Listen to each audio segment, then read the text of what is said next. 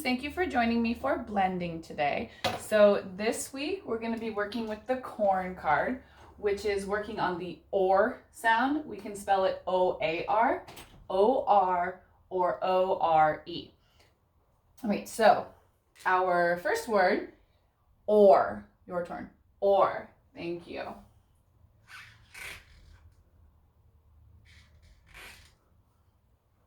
So this word is just the or sound. So go ahead and say it with me. Or. Next word. For. Your turn. For. Thank you.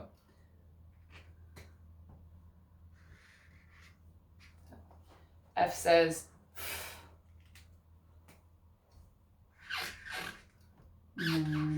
O-R will say or. Let's blend. Or for. Yeah, so this is actually a high frequency word, and we've always talked about how high frequency words can't always be sounded out. So now that we have the or sound in our back pocket, we know that we can sound out that high frequency word for. Next word, born. Your turn. Born. Thank you. B says ba. O-R says or. N says Let's blend. Ba or born. Next word, short. Short. Thank you. SH says shh. Then we've got that or sound in the middle. Or. T says ta. Let's blend. Sh or ta. Short. Thank you. All right, next word. Roar. Roar.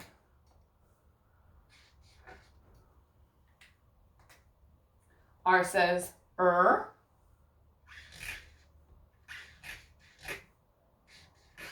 And now O-A-R, like the corn card, will say or. Let's blend. Or. Roar. Next word. Board. Board, like a game board. B says ba.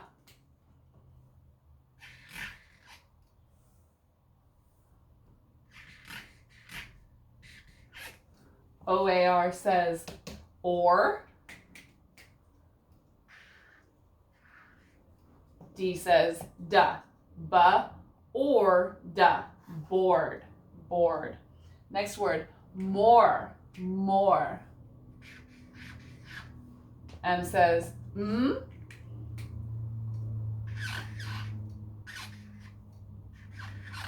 now O-R-E, like the corn card, will say or. Let's blend. Or. More. All right, next word, store. Store. Thank you. ST says sta.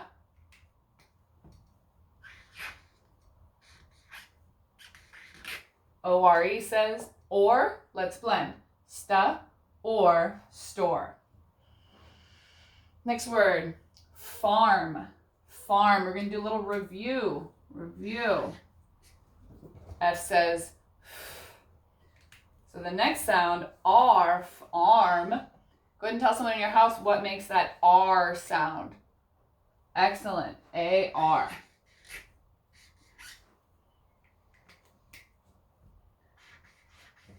So let's blend. R, farm. And next word, park. Park. P says pa. And then we've got that R in the middle, that A-R. R. And then K at the end, we'll say ka. Let's blend. Pa, R, ka. Park. Next word, verb. Verb. V says va. Just like the shirt card last week, ER says And we've got that B at the end that says ba. Let's blend. Ba. Verb. Next word, third, third. So TH. And then just like the shirt card last week, IR will say and D at the end says da. Let's blend. Da. Third. All right, let's read our board so far. Or, for, born, short. Your turn. Thank you. Roar, board, more, store. Your turn. Thank you. Farm, park, verb, third. Your turn.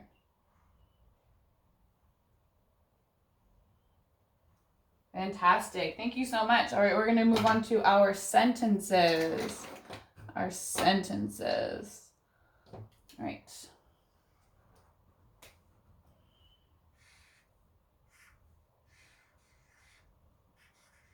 High frequency word, the.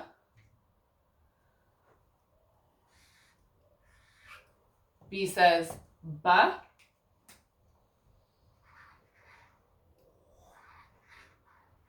OA can say that long O sound. T says ta. Let's blend. Ba, o, ta. Boat. Okay, so the boat. Now I'm going to talk about something that belongs to the boat. So when I do that, I need to have an apostrophe. Now I like to think of an apostrophe as kind of like a comma in the air. Because when we write a comma, we write it down here. When we write an apostrophe, it looks just like a comma, but it's at the top.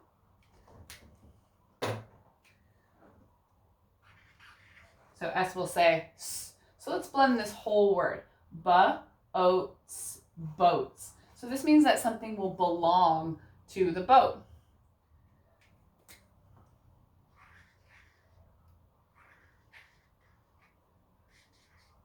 So this word, or, just like the corn sound, O-A-R, or. So an oar is something that you can row a boat with.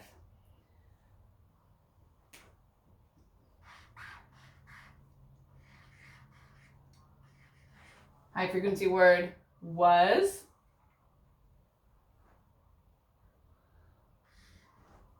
L says, ol. Short O says, aw.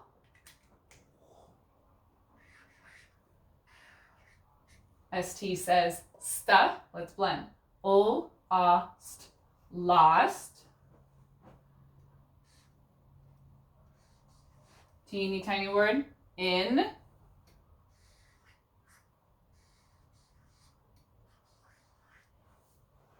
The. ST says, sta. OR says, or. And at the end, let's blend it. Storm, storm, storm. Right, let's go ahead and read the sentence together. The boat's oar was lost in the storm. Your turn. Fantastic, thank you.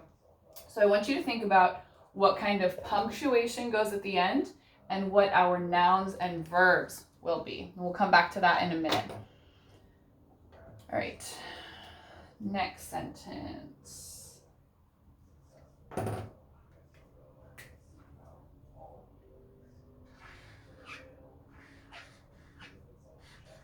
High frequency word, can.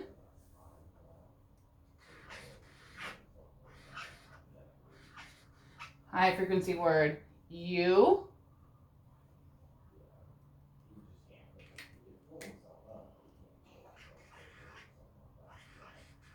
EA is going to make that long E. T at the end. ta. Let's blend. Eat. Eat.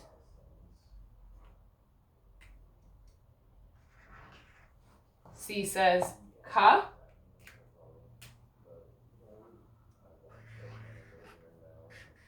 OR says or. N says ka, or corn. Oh, look, just like the corn card.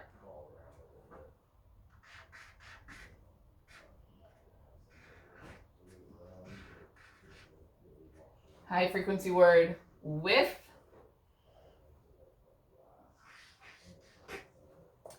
A. F says